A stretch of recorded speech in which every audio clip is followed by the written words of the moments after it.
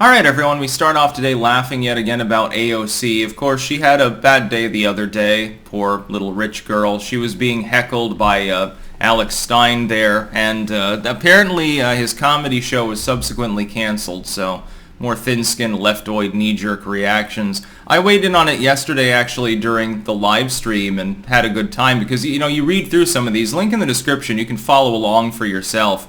The reactions to AOC being clearly heckled by someone who is objectively a comedian, a comedic figure, clearly satirizing her, partially in response to her hypocrisy over protests making people feel uncomfortable. It's the voice of the unheard, constantly making weird comments about other people wanting to date her and stuff like that. All of a sudden, when she's on her way to work, I use that term very loosely, and she gets heckled and someone brings up her booty or whatever, all of a sudden it's a terrible thing. The biggest cell phone in this, though, really wasn't the heckling itself. The reactions by her simp white knighting fans are very funny.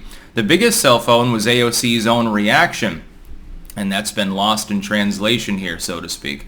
Her initial post was taken down in the wake of this heckling incident, and then she posted again on Twitter saying, well, I took it down because I didn't want to give him attention. That's the whole point. He wants clout among the extremists. It's very, very extreme to heckle a member of Congress. If you heckle SCOTUS justices who are out for dinner with their families, though, AOC conceives of that as being not only highly amusing, but highly politically relevant strategy. But then she followed up with it, and this is the whole problem, and this is why she's being dragged.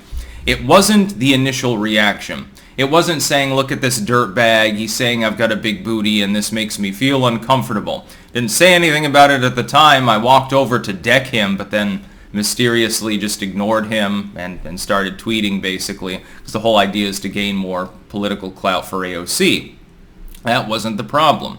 The problem is that after following up by saying that you didn't want to give him attention, you then posted the entire fucking video clip, and you gave him the attention you claim that you don't want to give him. And the gap between those two posts was less than an hour. It was like a 20-minute gap. I don't want to give this dude attention, but here's the entire clip of him roasting me. And that's basically what this is. It's a comedy roast. And if she had been sitting down in a comedy club and he had said this sort of thing, or some vaguely modified version, it would be considered funny by the average person. Meanwhile, Brett Kavanaugh can't go out even with his wife and kids to a dinner without getting harassed, and AOC finds this to be the pinnacle of comedy. Well, the shoe fits on both feet in this particular case. It's a horseshoe in AOC's case. Do donkeys wear horseshoes as well? I'm not actually 100% sure because I'm not into animal husbandry, so sue me. But look through the white knighting comments too. I'll even open the link here. We'll read some of them out. I triggered thousands of them. I take great glee in this. It was very funny. So, yeah, AOC, initially she posted. This is for those of you that didn't see my talk about this in the live stream yesterday. I realize not everyone can tune in live because of time zone differences. I posted about a deeply disgusting incident that happened today on the Capitol steps, but took it down because it's clearly someone seeking extremist fame. Again, as I pointed out yesterday, that's probably the most important fucking line in this whole spiel. It's just a bummer to work in an institution that openly allowed this, but talking about it only invites more. Just really sad. And then she couldn't help but talk about it more. Shouldn't this ring alarm bells in her fans' mind that either her mind is gone or this is just clout seeking? It's the latter in her case. She's an actress, not really a congresswoman. She was astroturfed in there specifically to do shit like this to get attention. Here's the video he posted of the incident. I was actually walking over to deck him, so to assault an individual who has not committed a crime, because if no one will protect us, then I'll do it myself. She needed to protect her fifis by punching a man in the face for doing comedy. I'll do it myself, but I needed to catch a vote more than a case today. Very, very interesting. By the way, she never actually intended to deck him. She clearly went over to do the fame whoring thing, which is why she's trying to appropriate the clanker peace symbol in her response and just leans angrily into the camera, poses for a minute for a selfie basically, and then wanders off to do her so-called job. Interestingly, her boyfriend there did absolutely nothing and basically left her behind. Her girlfriend there had to restrain her from going over angrily. Probably realizing AOC is a drunk and has anger issues, she really was worried, it seems, based on the body language, that AOC was about to get into a violent confrontation on the steps of the U.S. Capitol. By the way, wouldn't that be insurrectionist activity? It's sort of like Dr. Strangelove. You're not supposed to fight in the war room. Somebody claiming here, my 9-year-old, he has a very dirty mouth and it's insulting for him to dare say your name. Today on Things That Didn't Happen, of course, I naturally responded to this by chuckling about the idea of my infant daughter saying something about Theodore Roosevelt, and thought that that was mildly amusing. Communists disagreed, of course. I wonder why.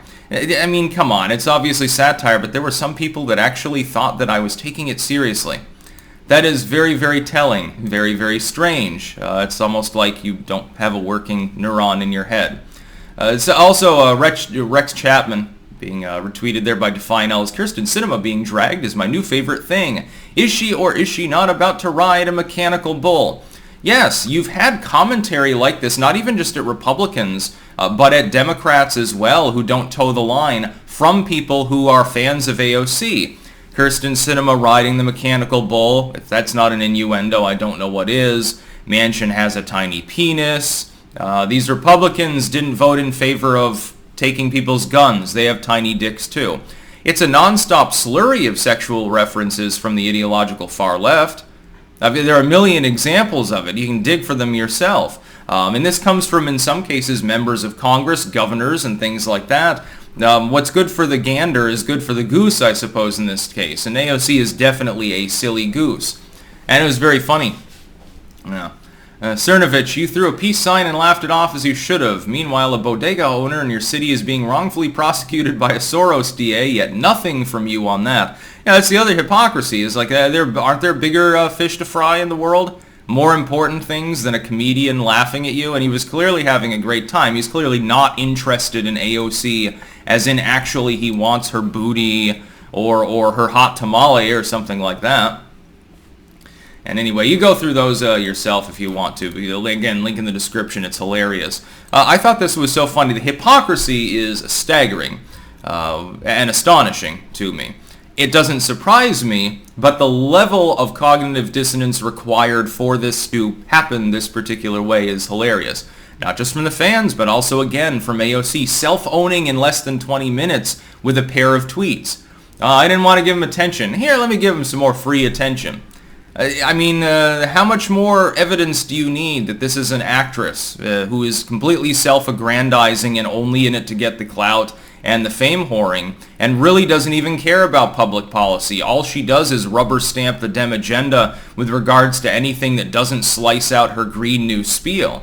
That's the one time that the leftoids in the House of Representatives really had stood for anything that was outside of the Bidenite, Elizabeth Warren-style lame stream, was on that being parsed out, and then only because they wanted to target Joe Manchin and say, well, I think she has a personal vendetta, because you'll remember when Manchin referred to her as the girl, which she is. I mean, would you rather be called old woman? You're not Hillary Clinton yet, so, stay in your lane, AOC. That's about all. Peace out.